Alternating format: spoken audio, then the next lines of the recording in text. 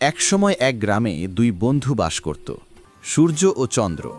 সূর্য ছিল অত্যন্ত কর্মঠ। সে সারাদিন মাঠে কাজ করত, তার ঘামে ফসল ফলত। গ্রামের সবাই তার প্রশংসা করত।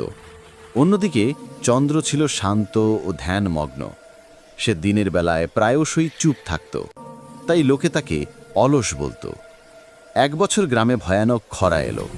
নদী শুকিয়ে গেল, মাঠে আর ফসল ফলল না। গ্রামের লোকেরা হাহাকার করতে শুরু করল। সূর্য প্রাণপণে চেষ্টা করল জল আনার, কিন্তু পারল না। তার কর্মঠ হাতগুলো ব্যর্থ হল। তখন চন্দ্র এগিয়ে এলো।